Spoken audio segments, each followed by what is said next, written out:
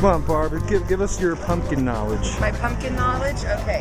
The big pumpkins are the ones that people use for jack-o'-lanterns. Like those are your jack-o'-lantern ones. Your small pumpkins, which I don't see any right now, but the ones that are littler, those are the ones that you actually use for pumpkin pies. Those ones aren't very good for pumpkin pies because they're too mealy. And I have a great pumpkin pie recipe that like make you slap your mama. These are the pie pumpkins. These are the ones that taste real pumpkin-y and are really, really good. Now, how would you select the right pumpkin, Barb? You don't want any soft spots. These are actually really nice, and obviously you want them like a real kind of a rusty orange. And these can't be loose. If these are loose, it means that they're already starting to like be not so fresh. What are these? These are Hubbard squash, and they're really, really good, but they're ugly. This is what's actually known as a storm cellar. Most farms have those.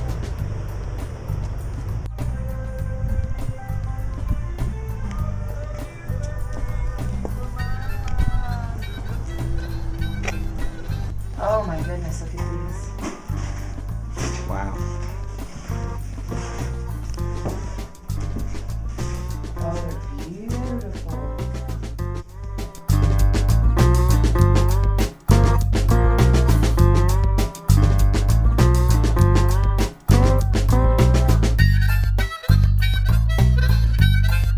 All right, folks, how's everybody doing today? You doing good? Welcome to the Great Pumpkin Ride. Few safety rules, so you know. In case we tip over, there's a little creek there. Your hay bales double as flotation devices. Here, I'm from New York, all right? So that means I know more than everybody else.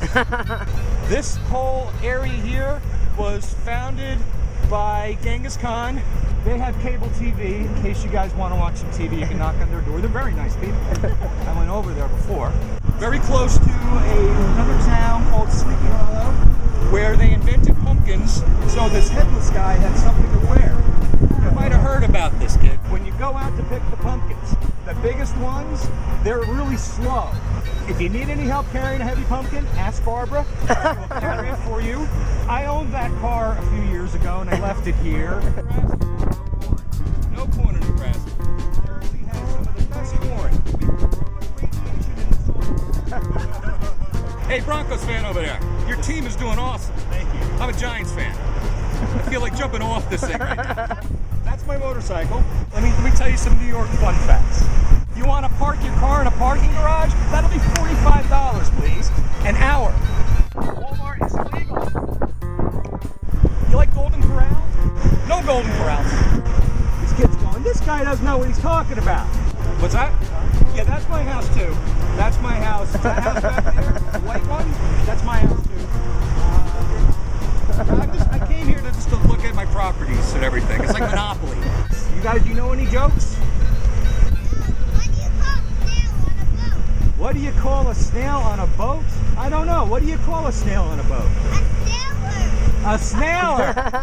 All right, what we also want to do, for you kids especially, when you go out and capture your pumpkins and you bring them back, think of your name for your pumpkin. Every pumpkin has to have a name.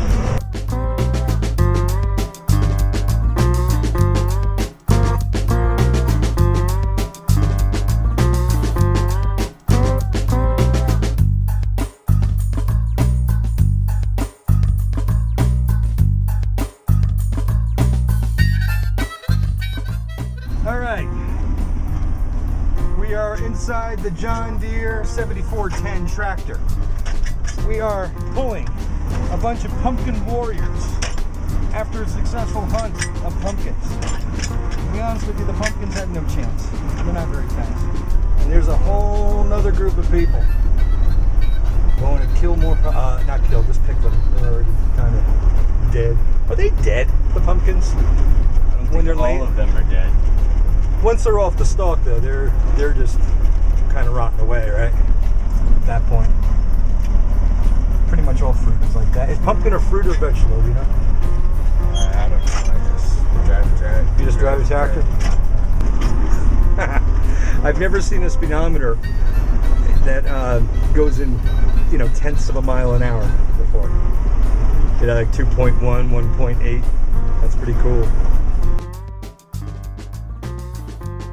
All right.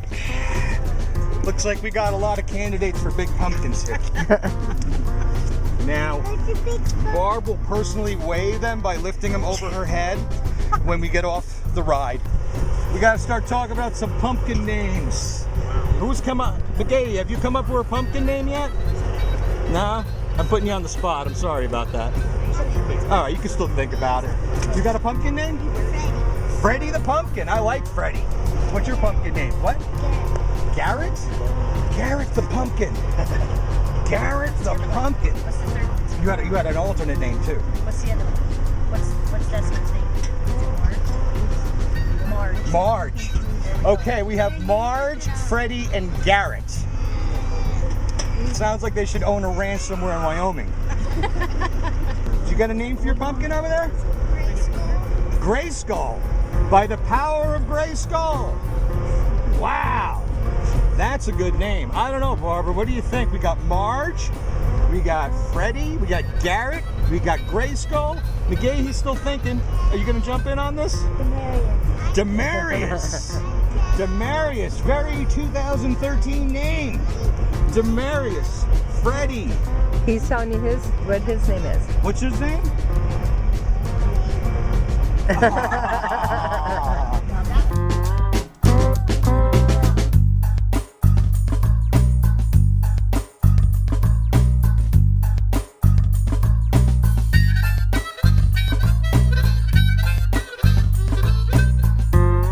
It's interesting though because, like I said, I'm a Colorado native. I moved out to New York City about just under 4 years ago.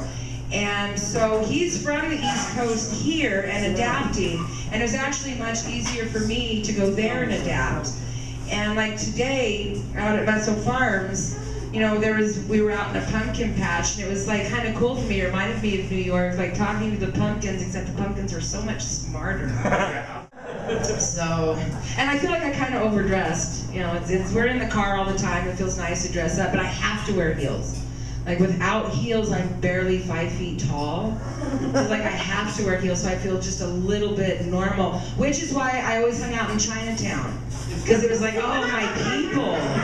Like I was the tallest person there. It was awesome. Except I like cats. So they like, without orange sauce. I mean, just like on my lap, I liked cats.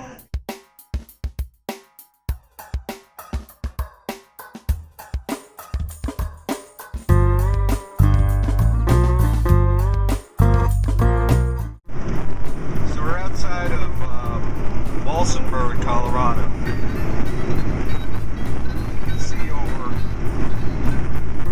those mountains.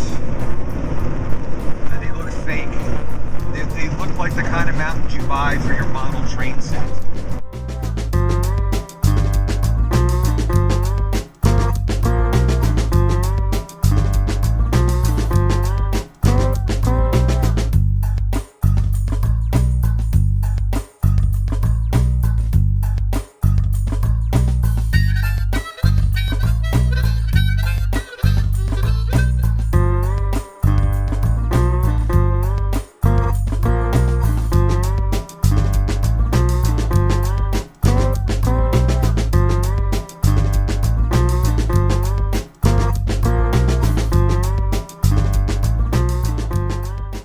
So in case anybody's wondering why it takes so long for us to post videos, here's Motz. This is our office tent. I just wasted 2 hours trying to load the first episode, only to say it didn't work. File's not supported. Yes, it is. It's a .mov file. I'm giving them a piece of my mind again. So if you look in here, he's got the computer set up. There's our office box.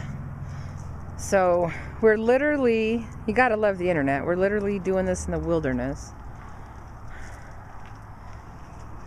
I don't know, it's kind of dark. I don't know if you can see. But yeah, So that's Motz working on the videos.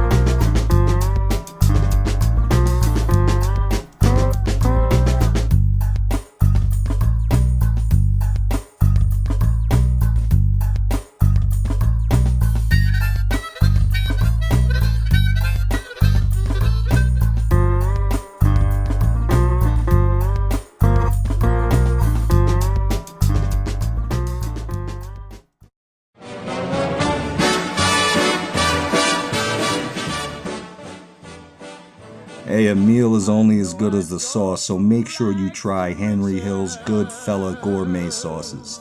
Henry Hill was the former mobster whose story was immortalized in the Oscar award-winning movie Goodfellas. Henry Hill was obsessed with two things, being a gangster and being a cook. Goodfellas sauces are straight from Henry Hill's original recipes.